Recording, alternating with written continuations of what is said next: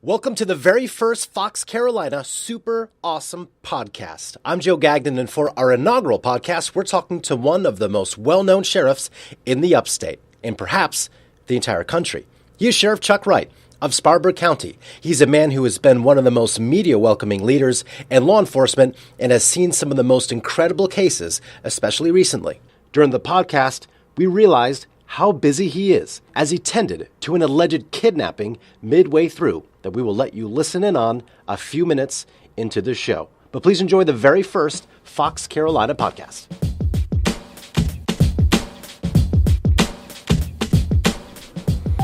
I love your office. I'm not in it all that much. I'm between the road and here a lot, so Yeah. you know. And you're a huge Clemson fan, right? Not so much. Yeah. I was, I had some of my Carolina buddies really getting on to me about pulling for them against Alabama, and I'm like, guys, these are South Carolina kids. Yeah. I mean, come on. Keep the national championship here in South Carolina. Mm-hmm. And I'm not a Clemson hater. I just am a Gamecock fan. Yeah. At that last game, I took my lumps last year. I play golf with a buddy of mine when I get a chance, and he's a big Clemson guy, and he and I just have fun with that, Yeah. Because you're not supposed to lose friendships over the game, Come on, It's a game. Yeah, do you hear that, Alex? Well, it is. And He's a big Gamecocks fan. Well, I am too, but I'm not going to lose no friend over that issue. But he was picking on me the other day, and I said, you pull for Clemson. I said, you beat us by 49 and you win a national championship. I think you're just a bully, That's funny. So, yeah, we have fun with that. We're in your office, and you have, what's so amazing is you have a title belt, you have all the high school football helmets. Do you know where the title belt came from? Where? B93-3. Oh, cool. Those guys came over several years ago and surprised me, and they said, you are the champion sheriff. Mm-hmm. They said, we're from Greenville, but we consider you our sheriff. And it was just a big honor for me. I mean, it was fun. Yeah. So I picked on some of the guys. I said, if you want the belt, you got to go a couple of rounds. I mean, they ain't going to be giving it up, Yeah. Yeah, I mean, when I first moved here in 2011, you got national... When I said, everybody go get them a gun, all the ladies go protect yourself. Yeah, what happened with that comment when you said it and all the national attention that I got? Well, it's funny, Joe, when I made that comment, and I was very serious about it. Yeah. Excuse me. I was very, very serious about my comment because I understood that, some people are going to take that right and some people are going to take it wrong. Mm-hmm. I wanted to just simply ask people to take action and don't become a victim. Don't stand there and become a victim. Because a lot of times when you don't do something, that's when you are a victim. Right. Now, I'm tired as a law enforcement officer and just as a gentleman in period, or in the sense of being a gentleman, I'm tired of looking at these women and telling them, the guy that raped you, we've had him under arrest 12 times, 15 times, 8 times, and we can't keep him in jail.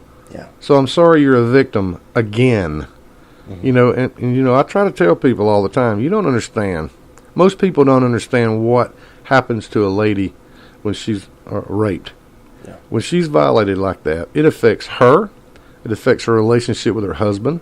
It affects her children. It affects her church group.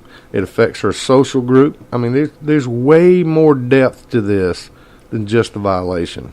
Mm-hmm. And I'm trying to, my thing is I need to get women to understand this really isn't about, the attraction, because some people feel like that they've done something wrong. They could have dressed differently. They could have not been nice.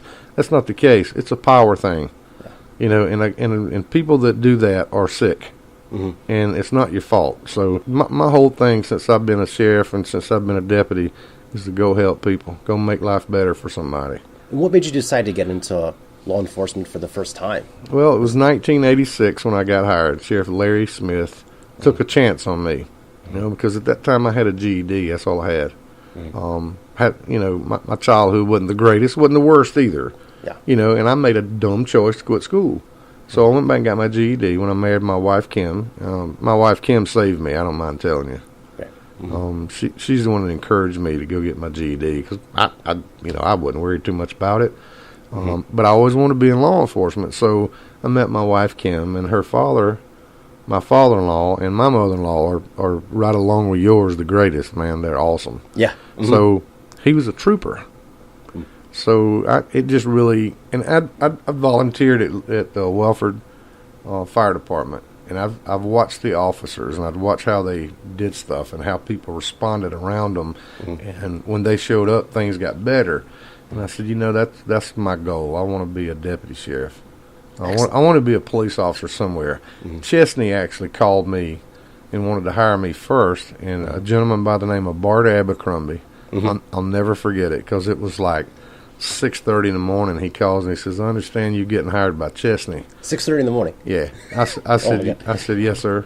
And he says, "We don't want to lose you. Can you come down here and fill out an application?" And Bart's joke was always, I hung the phone up and Chuck was standing at my door. I went and did a serviceman shower, man. I got my stuff together and I went straight down, and it was just a huge blessing. My father-in-law spoke for me, and he just asked the sheriff. He said, "Do you mind giving him a chance?"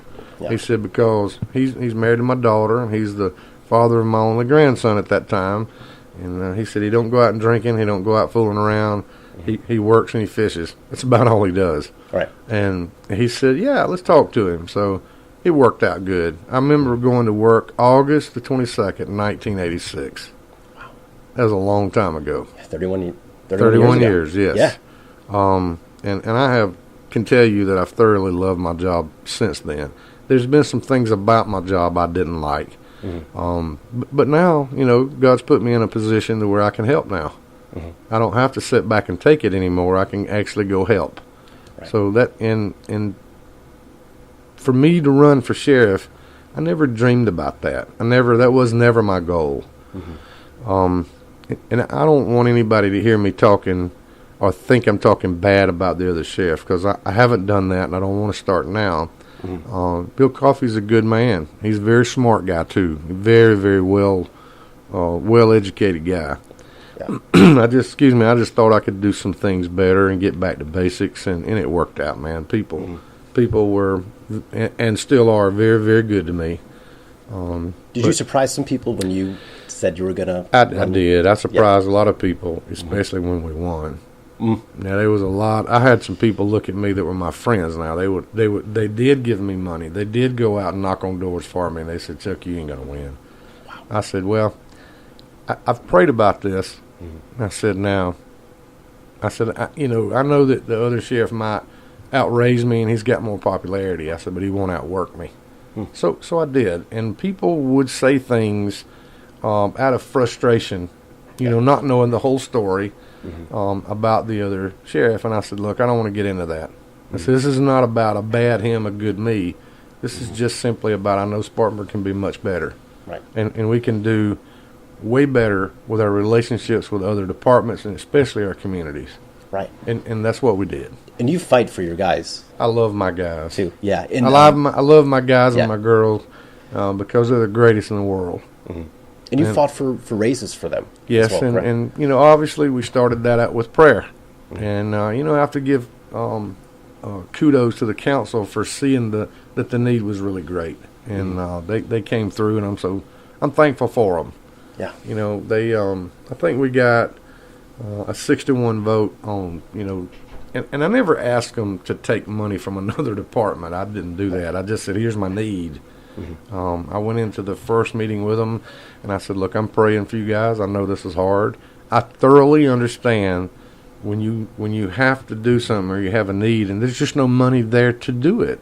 You have to find first of all, the most ethical and creative way to get it, and they were able to do it, and I'm very thankful.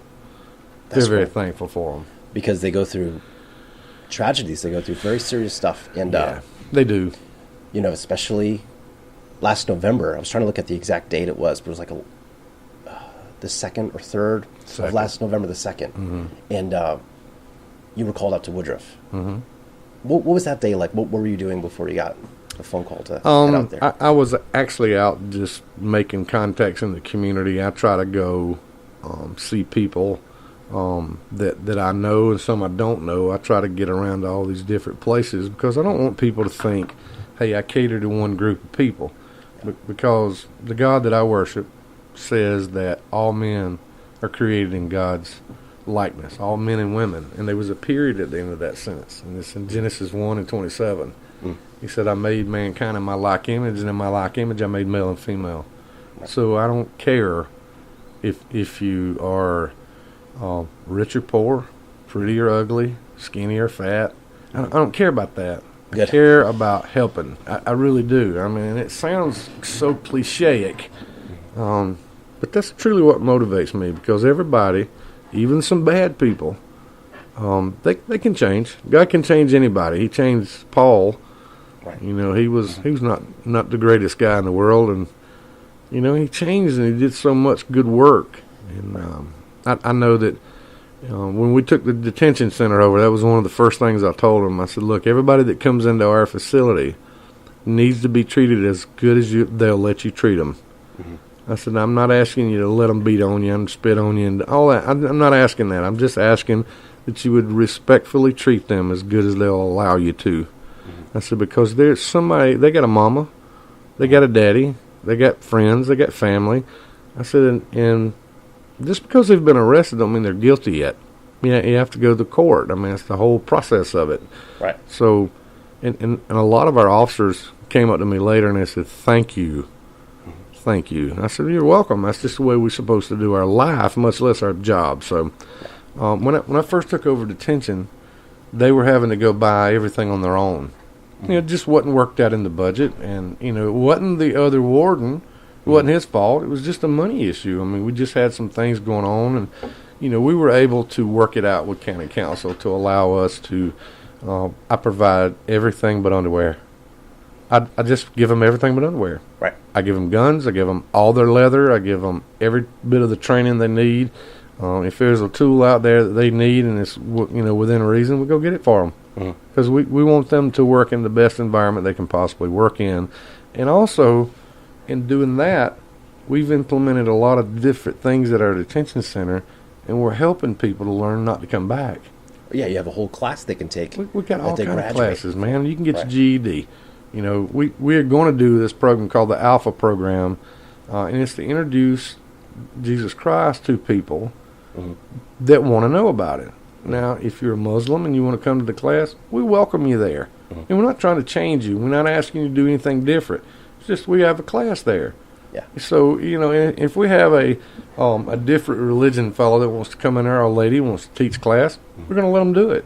Right. You know, we're going to be fair. We're going to be right. So, the best compliment that I've been paid about detention, about those officers, is it's quieter and it's cleaner than it's ever been.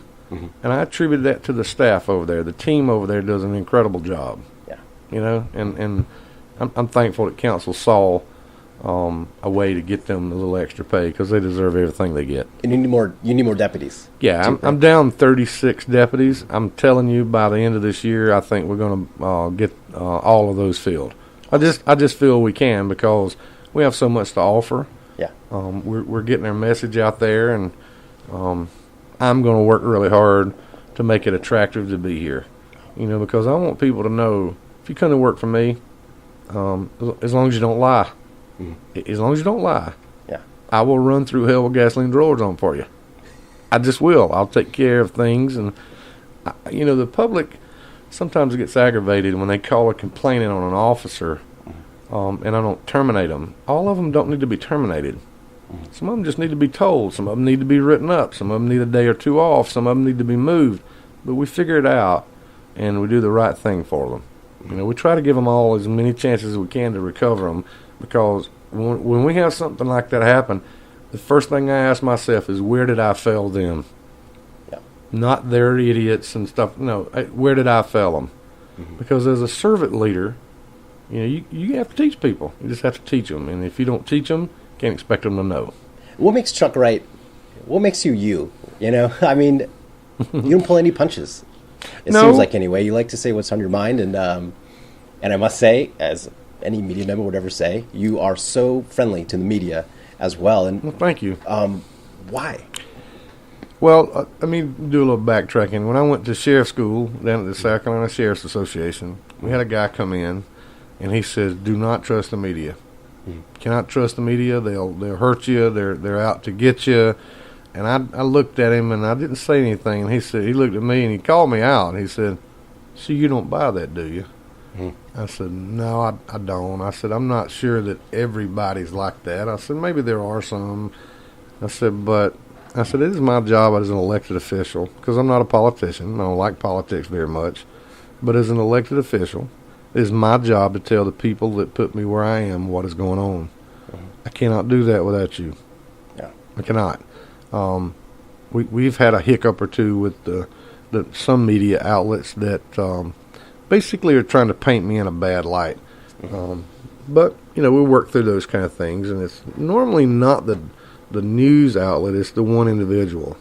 Just like you say, I realize they come from other big cities, and they're treated like less than a citizen. So I really just try to be as upfront and nice as I possibly can, because I want people to understand that I truly care about that. But it's not hard when you're dealing with the media. All you have to do is tell the truth. That's it. Now, the truth is going to make some people happy, and the truth is not going to make everybody happy, but it's going to be the truth. So I feel like it's another partnership, because I'll give you guys kudos. Fox 21 came to me a year and a half ago, I guess, and they said, look, we want to do this segment like the guy does in Louisiana. He was really outspoken. He's funny, too. I was watching his videos, and I was like, man, I like this guy. And they said, that's the way we feel about you up here. I said, well, I'm honored you say that. So give me an opportunity, excuse me, every week to bring the public's attention, to some stuff that you need to be working. We need help on. The public are glad to help you. They just need to know what to help you with. So awesome. I just think it's a good partnership, and there's things, obviously, sometimes I can't tell you guys.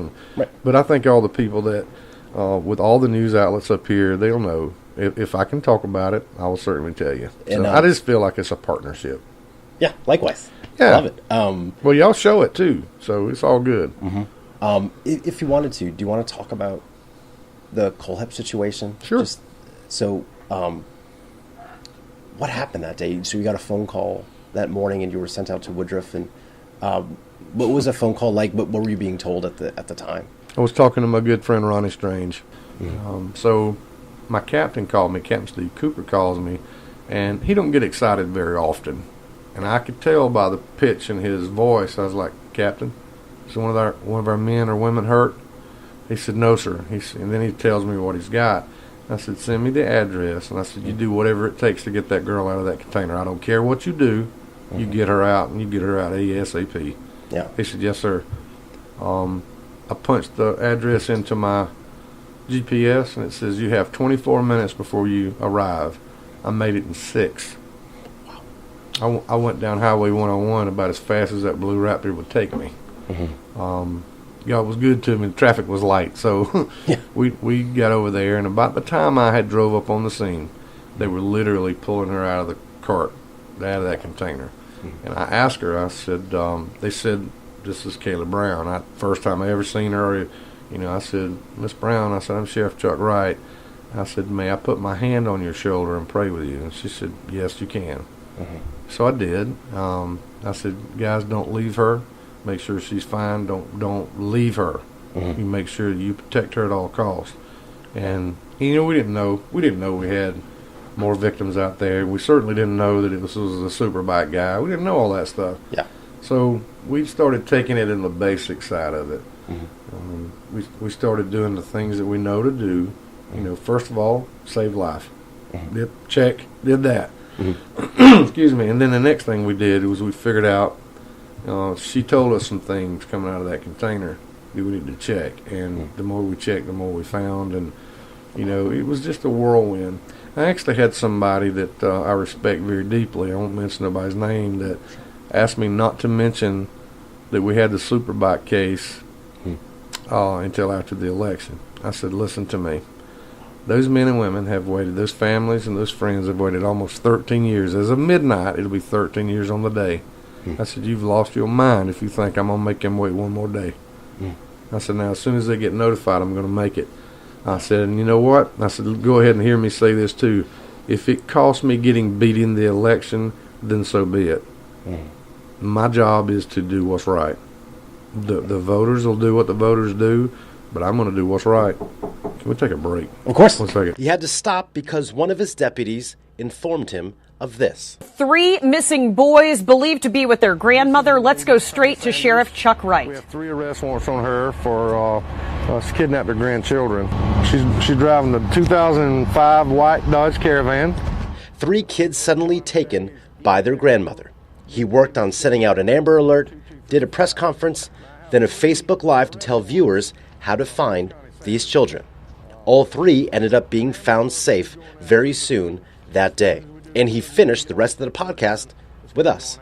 Here's the rest. I'm going to tell you, I mean, y'all recording again? Yes. Now we are, yeah. I'm not political. You know what my definition of politics is? What's that? Poly meaning many and ticks meaning blood-sucking parasites. You know, I mean, think about it, guys. How many people around the country, not just locally, have you heard all the promises in the world, and then these people get in that position and they go losing their mind? They go, no, you know, I can't. I'm not going to do that. I'm going to just try to get reelected again. Mm-hmm. So when you do that, you make the people that trusted you to do your job, they lose. Right. So I want to be a good investment for people. Mm-hmm. You know, I know some. I get a lot of Democratic votes. So I don't jump on, and I'm not, I don't think Republicans do everything right.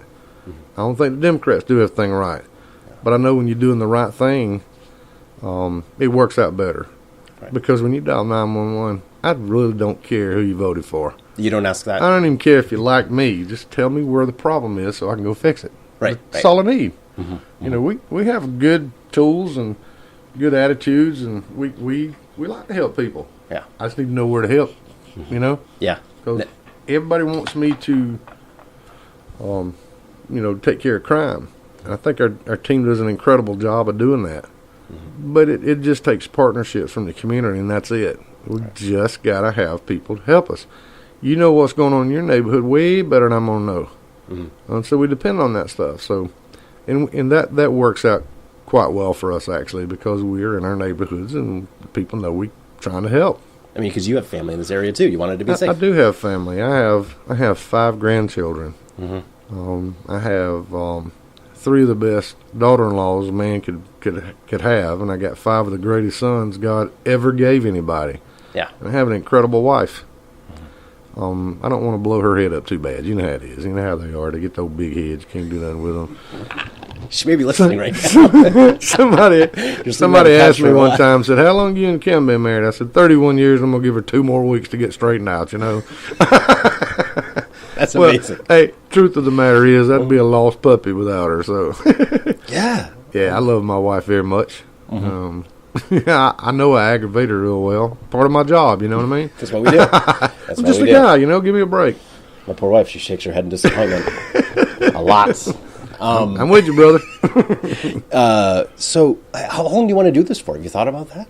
I have thought about that. I've had people to ask me when I'm looking at retiring, and I don't have any plans to do that anytime soon.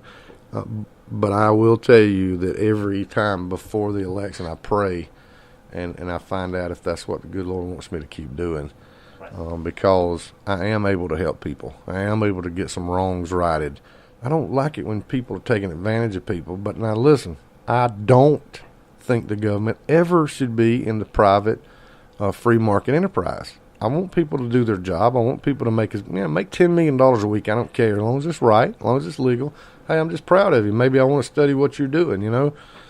But I have some people that they depend on me to help them, and they depend on these deputies. And, you know, I got a super good relationship with the officers, most of them. You know, all the deputies don't like my decisions for sure, but I love them, and I'm going to try to treat them right. And I know there are some here that don't really particularly like me in general, but I make sure that I treat them fair because I've learned you don't make decisions when you're angry.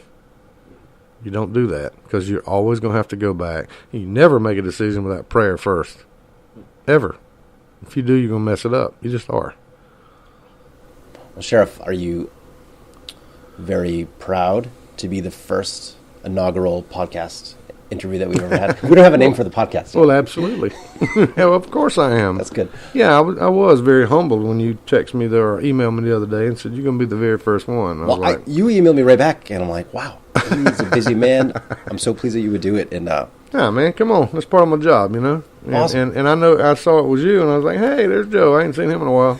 That's good. That's good. Well, Sheriff, thank you so much for your time. Hey, listen, can I just want to say a couple of things. Of course. The floor is yours. I'm so proud of the men and women for what they put up with and what they do. It's just like last night. I was called out to a home in Landrum.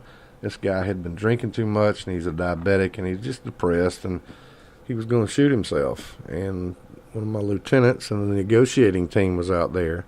Even though the guy flashed the officers with a gun barrel, they had every right to kill him, and they didn't. Training took over, common sense, cool heads took over.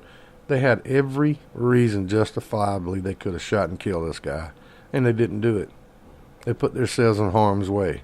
That's why when people talk about all deputies are this, now if it's not good, you don't know what you're talking about. We do have some that make bad decisions. You know, I make decisions sometimes I go, oh, man, I shouldn't have done that. I try to go fix them.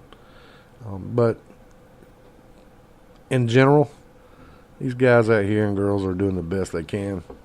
And I want people to realize, too, I don't care where you are in law enforcement, we make decisions that literally take about a second, where everybody else has 2 and 3 months to analyze what we should have been doing, what we shouldn't have been doing. So, you know, strap a gun on and a badge and come on out here with us, and you'll see the other side of it. It's not always black and white. It's not always cut and dry. It's not always easy, that decision. The team we have here, though, are incredible. They're just awesome. You know, that incident was taking place. It was, guy got help, got going to the hospital, nobody hurt.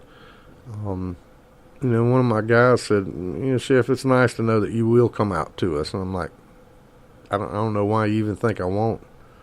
You know, because I've not often, you know, I don't have to go out all the time, but there are plenty of times where I'm out there at 2 or 3 and 4 and 5 o'clock in the morning, because if I'm not willing to work hard and be dedicated, how can I expect the team to do the same?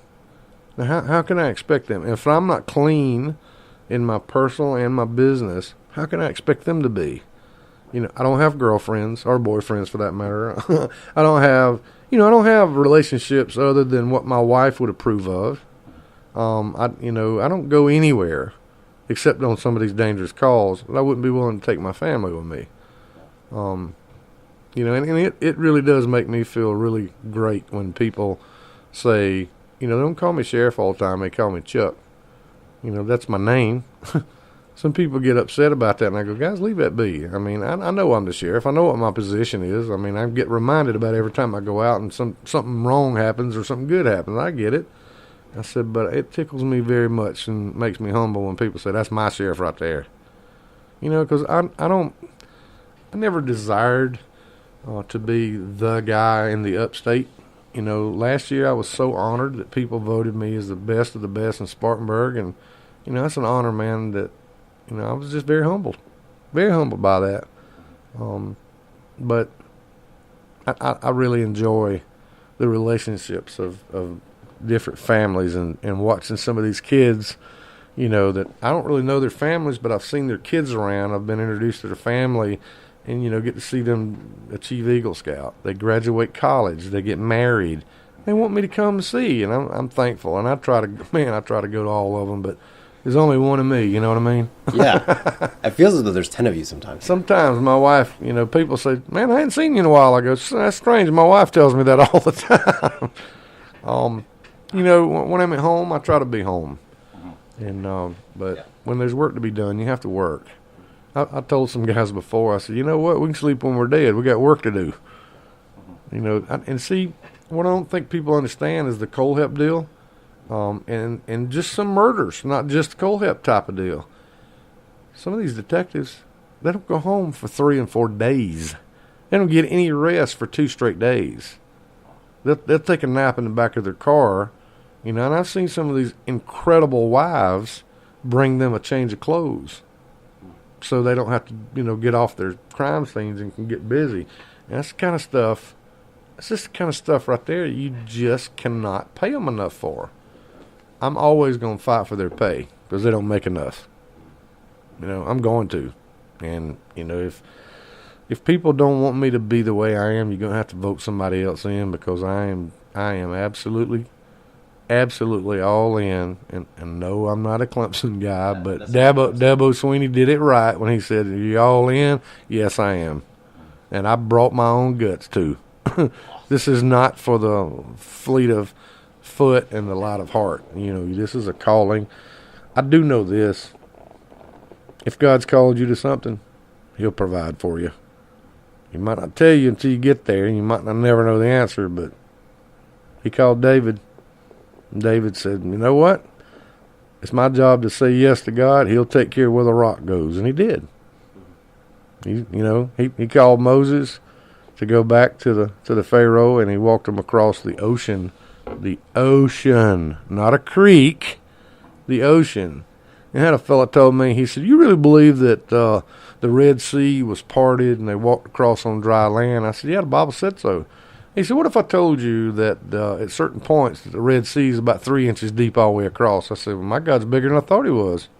They said, "How so?" I said, "Well, He drowned Pharaoh's army in a teaspoon of water. That's awesome." So my prayer for the community here would be, quit worrying about what color people are. Quit worrying about how they dress. Quit worrying about tattoos. Quit worrying about stigmas. Start loving our neighbors as God told us to.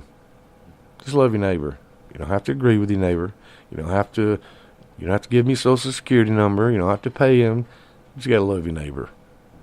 You have to love your neighbor, man. There's a lot of people. I got a very diverse group in our neighborhood, and I love all of them.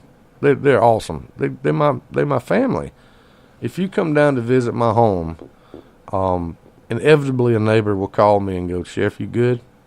I'm going, "Yeah, I'm good." "Well, we saw a strange car there. We just want to make sure you're all right." I said, "Thank you."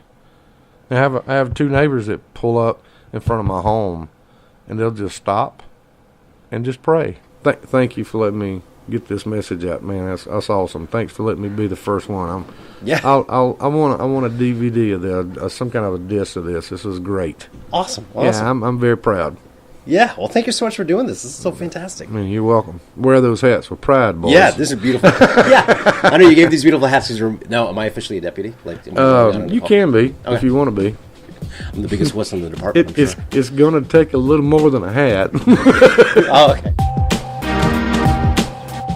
So that's the first podcast. We hope to release more each week or every other week, so please subscribe. You'll get a notification when we upload the very next one.